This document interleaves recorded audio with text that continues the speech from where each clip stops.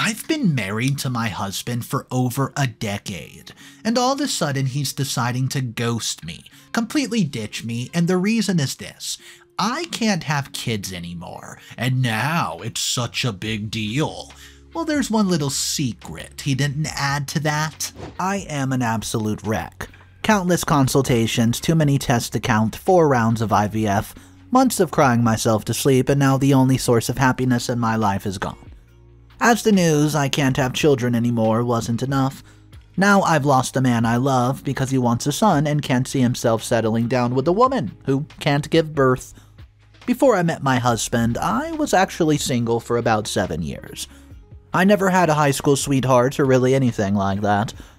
I had a good amount of male friends, but none that I was ever attracted to. I thought I was attracted to one, but it was more of an infatuation, and I decided to cut off any chance of a relationship so that I would not end up getting sucked into a meaningless relationship. My husband and I met when I was 20 and got engaged when I was 21. We got married in 2013 and we're as happy as could be. I know we were young and dumb, but we were in love. At least I was in love with him, and he said that he was in love with me.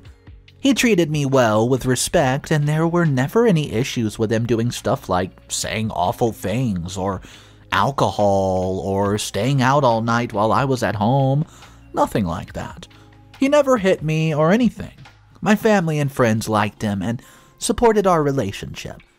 His family treated me well too, and we're from a blue-collar family, and it's common for people to get married young. I loved him and wanted to be his wife.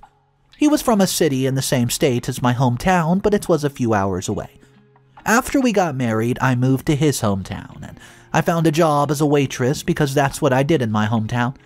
He worked in construction, and things were good, and I loved being married. We bought a house and soon had a beautiful daughter, 8 years of age. We'd been dreaming of the good life. 2 kids, a dog, and a pretty little house in the country for vacations. All of that came crashing down soon. In November, I was laid off of, economy when my employers had been looking for an excuse to let people go. And the consequences of that have been coming to a head because my husband and I can no longer afford another round of IVF. I had complications from my previous pregnancy. We can barely afford any of the appointments, and he used to hold me at night and tell me that he would never leave me no matter what. That being fertile was okay and I was worth it, and he was sure that if we never had another child, he would not regret it or feel like he needed one. It was something that he thought he could see himself casually wanting someday, but it isn't something he'll ever need. I now know that was all a lie. He recently has decided that's not the case. It's only been about 3 months before he stopped comforting me, and he was giving me the cold shoulder for a while, and it really hurt me. It was like he was so mad at me. I felt alone. I felt useless. He also finally started to see a therapist twice a week, which I also saw as a positive, but it's now clear to me that the therapy likely was a factor in him choosing to leave me. Not that his therapist told me to leave, but he said it did help him understand his strength as a person and gain clarity of his feelings. He began talking about how he wanted a son so badly, even though he knew it wasn't possible. We already have a child, but he still wanted more.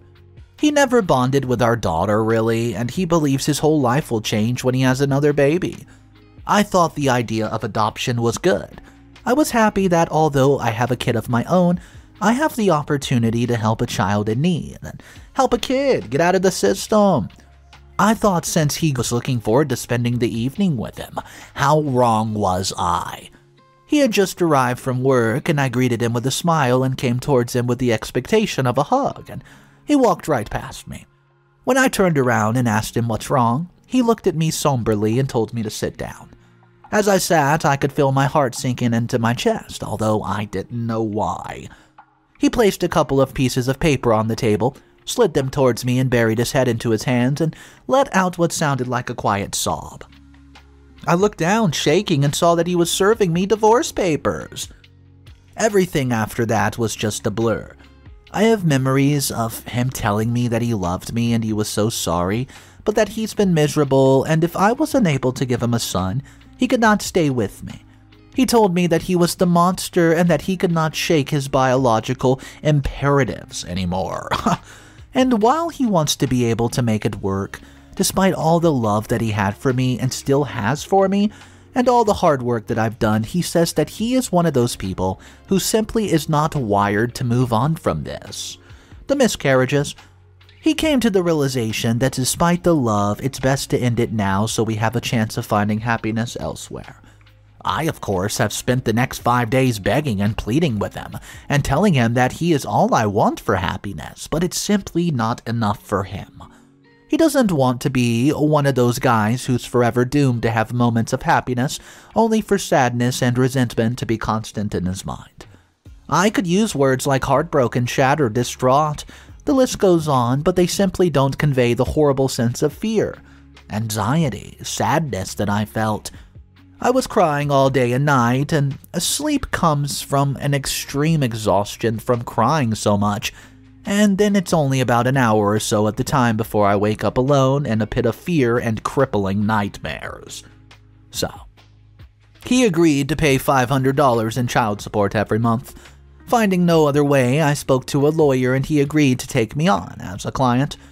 He was perplexed at the speed my husband wanted this divorce to happen, so I agreed to a legal separation of 6 months, following which I signed for an uncontested divorce.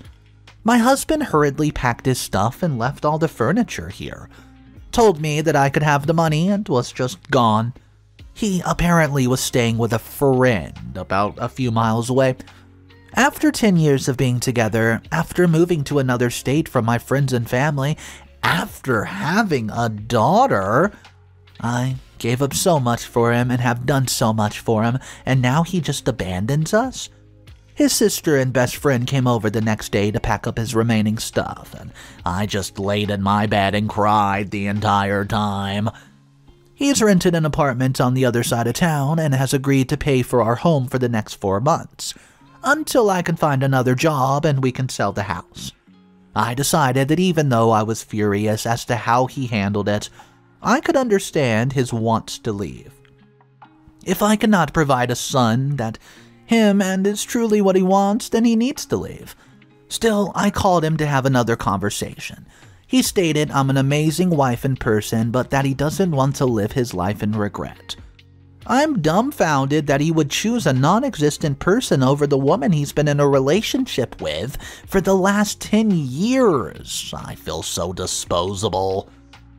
He kept trying to reassure me I'd find somebody who doesn't care about my infertility, but I thought I already found him, and I don't intend to look again. I'm not going through this again.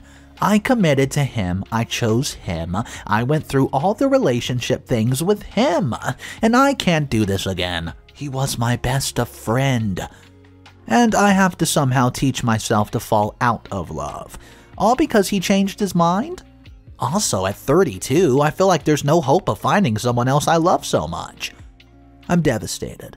I want to scream and cry and break things, and I'm still not ready to tell the news to my family and friends yet.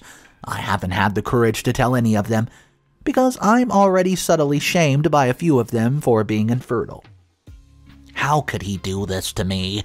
My life's over, and I feel unattractive, useless, and like a joke. I'm hurt. He's hurting too. He keeps trying to make it better by telling me he loves me, and if it weren't for this, he would be absolutely staying, and how he still sees me as a best friend and all that, but that's just making it a lot worse. He needs his son to be happy, but it just feels so unfair that we still love each other, and that this is the only reason we're being pulled apart. But nothing he can say really can help me when the fact is he's the one who left. After many conversations, we went back and forth on whether or not he wanted to work on the marriage. I shared with him that I was looking at apartments and he was happy for me to move on with my life, but then, after a couple of months of reality setting in, he wasn't as thrilled. A conversation we had the other day I was going to sign my lease for a cheap apartment was that he wanted to work on the marriage and fix things between us. Oh, that's right. And when I told him I wanted to sign the lease, he asked if it was big enough for 2 people. He told me his friend is making him uncomfortable because she's attracted to him and he's not. I said I need for you and me to be on our own for a while just to discover our true needs and uncover our capabilities to take care of ourselves. But he was so sure that I was the one for him now that he wanted me back. I'm foolish. I still loved this man. I just needed him to get better, work on his happiness, and to see my husband standing there, looking terrible, almost worse than I did. Without looking me in the eye, he asked if he could come in, and I could not even speak. I just moved my body to the side of the doorway and allowed him inside. At this moment, it took me everything I had not to squeeze hug him and punch him at the same time. We sat down on the couch together in silence for what seemed about like 10 minutes. He finally spoke, and all he said was, "Infertile old maid, I'm sorry." Well, I was silent. We sat for about another 2 minutes before I informed him, and for the sake of making sure I'm clear with him, I'm willing to do what is needed to move forward with fixing our marriage to stay married, but if that is not the case, then I'm not settling for any less. He shook his head and began to tear up, which of course caused me to tear up. He again buried his head in his hands and sighed, and he told me that he's been feeling like he was missing out on fatherhood. I told him through tears that I understood and did not blame him for wanting a son, but he cut me off. He told me that it wasn't it. He told me that he's been seeing our babysitter for the past year and that he could not lie to me any longer. Guys, here is a bit of a background. We hired Grace, who's 22, when she was dating my husband's brother because she was naturally so good with Casey. It ended with my brother-in-law found out that she was already married and divorced 3 times in the last 3 years. My husband did not cross paths with her most days, but now I realized that on days when he did cross paths with her, he would want to get frisky and would be more energetic, passionate than usual. Behaviors that once seemed somewhat strange, but not quite enough to warrant a red flag. Now suddenly everything makes a lot of sense. So now my husband tells me that somehow attracted him, and they were having an emotional and physical relationship and were planning on getting married. She had been pressuring him to leave me so that they could marry, get pregnant, and raise a son together. He, however, claims that she was a huge mistake, and that he would leave her right now if I agreed to accept him back. At this point, I could not take it any longer. I told him to get the duck out of my house, and he looked at me like a scared little puppy, and panicked, and told me that he wanted another chance, and that he would surely break off things with her, and was willing to forget about wanting a son to be with me. When I asked why he wanted to break up with her now, he told me that she was now pregnant, unexpectedly, but while he thought it was his child, he found out that she was actually pregnant with another man's child. I didn't know what to say or do, so I just started to scream, yelling at him to get out, and that I was completely done. He just began to sob and started pleading for me to calm down. It was clear that he was going to leave, so I left. I grabbed my keys and ran out of the house before him, and I drove 30 minutes out of town, parked on the side of an empty road, and just cried and cried and cried.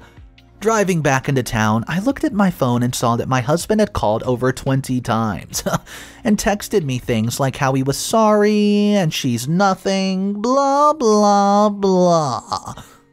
I did not delete any of those messages because I knew how important they were for my lawyer to see. I picked up Cassie from school and arrived back at the house. He was no longer there, which was relieving. He has not tried to contact me since the one last text that read, "I love you. Infertile old maid, I messed up and I'm sorry for hurting you and Casey. If you ever need me, I'll be here for you." He even tried calling my family, but they all just hung up on him. My mind is again running in turmoil, and I feel like I'm dying. My cousin had an apartment in her basement, and she let me live with her. My husband ruined the chance to go to the only cheap apartment in my area. Somebody else moved in. I didn't take any money from the bank or anything besides my clothes and stuff.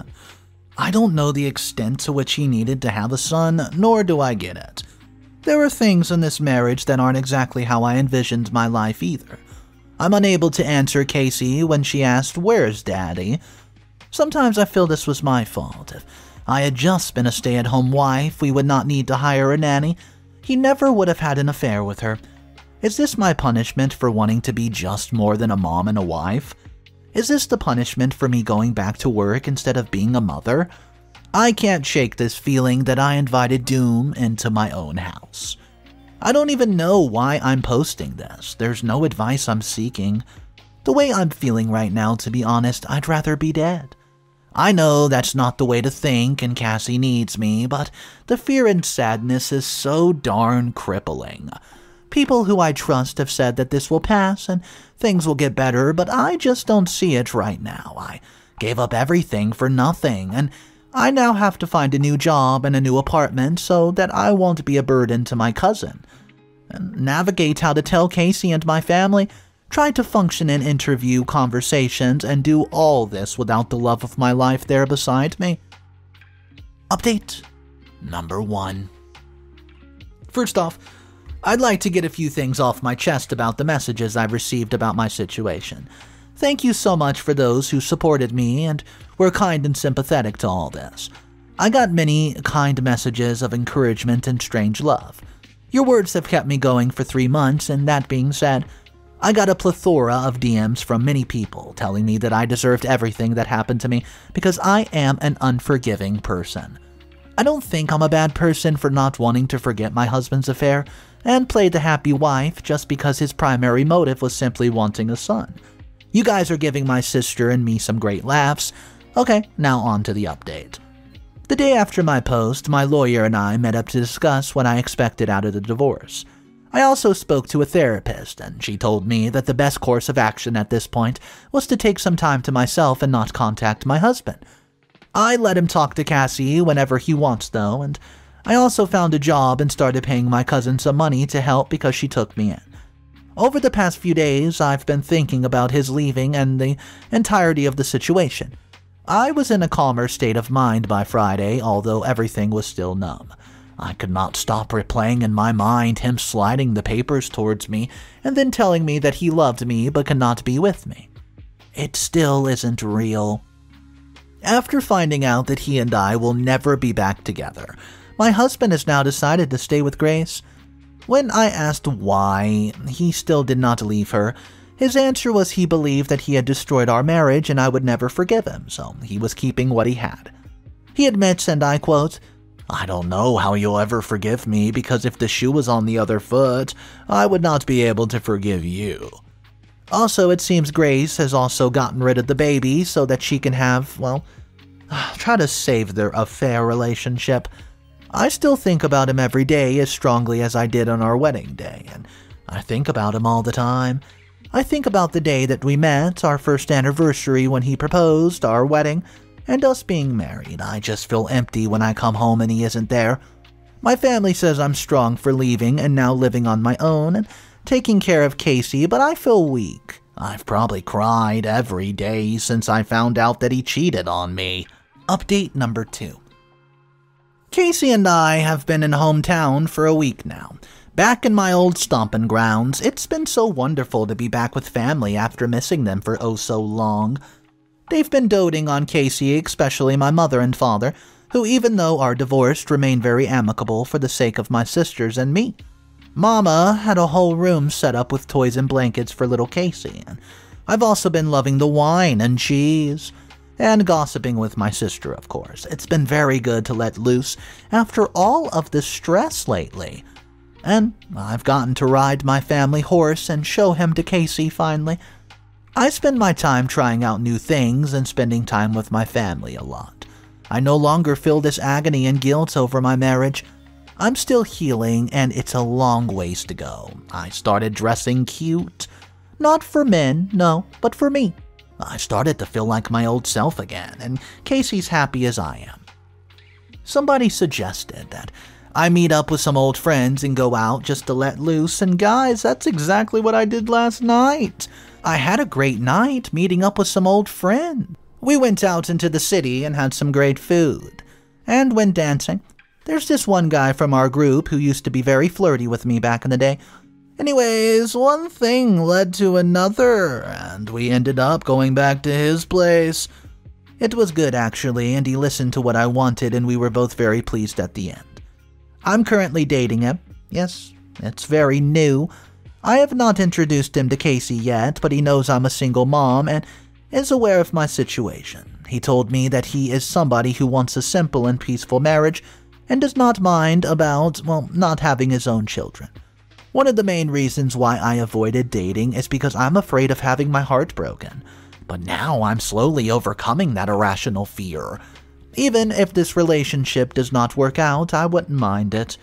Last night I sent my husband a quote, "Casey wants to say goodnight to you" text, as I usually do. But in the morning he replied with, "I don't deserve your love. I'm about to become a dad again. I'm sorry."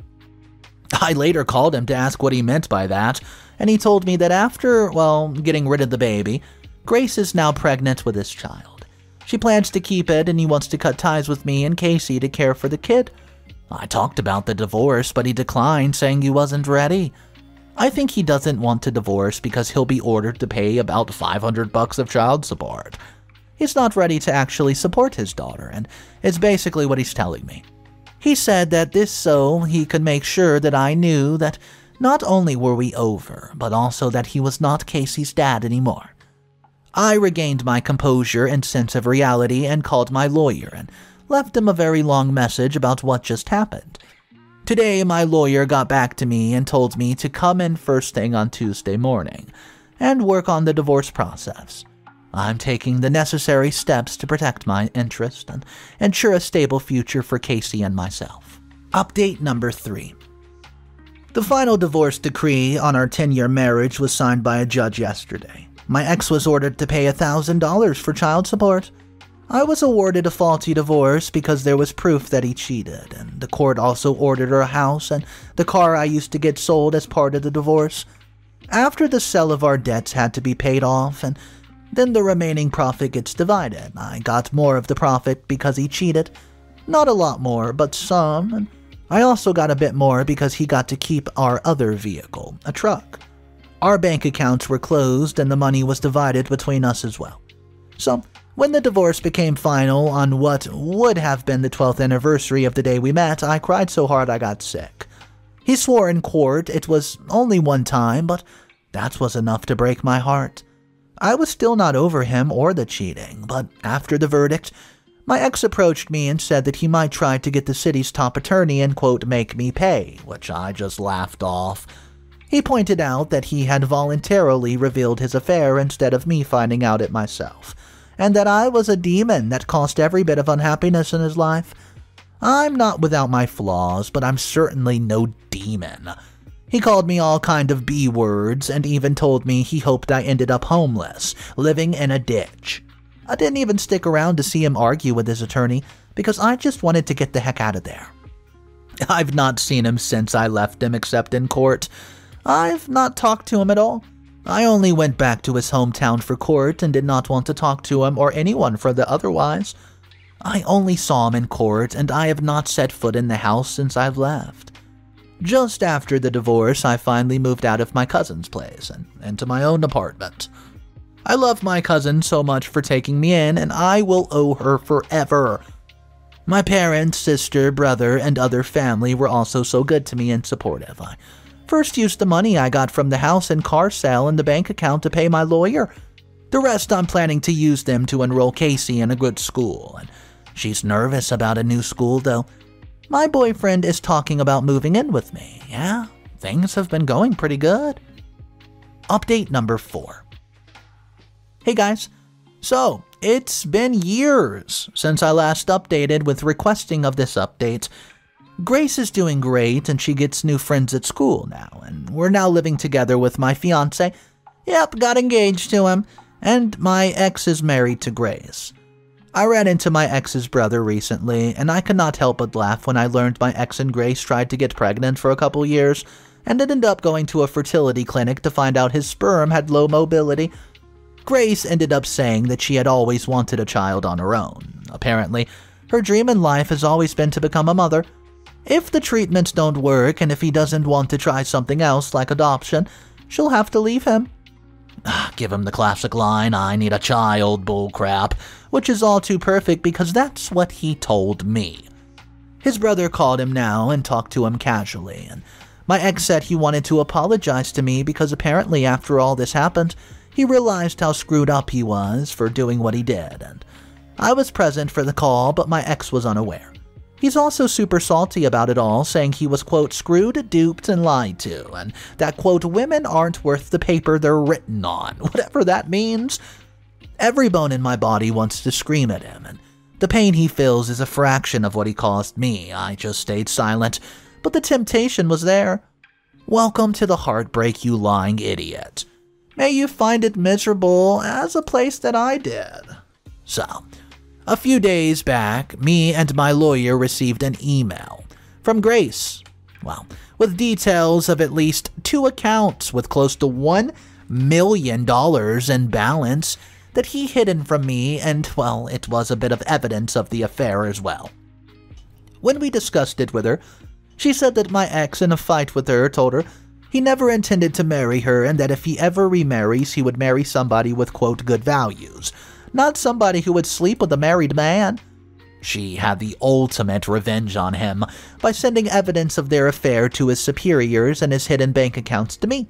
He got fired or quit, whatever it was, depending on the story he's telling. Yeah, I'm going after everything he has. 50-50. My lawyer says it's common for judges to award the other spouse 100% of funds that were intentionally hidden and not disclosed during the divorce. Judges don't take kindly to liars, especially of this magnitude. I mean, $1 million would be quite a windfall for Cassie. This money will help a lot for her high school and university cost. Does he think he can just play nice and come around every so often? Now, this all blows up in his face and I get to laugh to his face and cash his checks while he's begging to get back together? I've been thinking about it non-stop, not thinking about it in a way where I want to see if I can go back, but I've just been reflecting on everything, really. I'm sure any reasonable person reading this believes what I know to be true, that this is what was meant to happen, and I'm better off because of it, and I have so many mixed feelings. The woman who helped ruin my marriage is the one who has given me the final closure, but at least I'm in a healthy mindset to process it. Plus, my boyfriend is very supportive of me. Casey loves him. I was finally convincing myself that I was not to blame for being inadequate to him and failing my marriage. Honestly, guys, I think OP actually came out very on top of this situation. Let's look at it from a different perspective. If OP did not discover that her husband was such a dirty cheater like he was, well, then OP would have never found true love that she thought she wasn't going to find again. She got financial freedom by basically getting 50% of what he had. She also found somebody that cared for her a lot more. In the end of the story, we learn about her boyfriend, and somebody that can watch after Casey and just be a father role for her. So it looks like OP was the winner. And the reverse, her ex went through another nasty breakup. Let me know your thoughts though, guys, down in the comment section below. I would like to discuss this one with you. Let me know what you would have done if you were in OP's position. My name's Mr. Reddito. I narrate stories every single day. I hope you guys enjoyed today's. If you want to support the channel, all you got to do is subscribe to it. I'll see you guys tomorrow, and just remember, it's cool to be kind. See ya.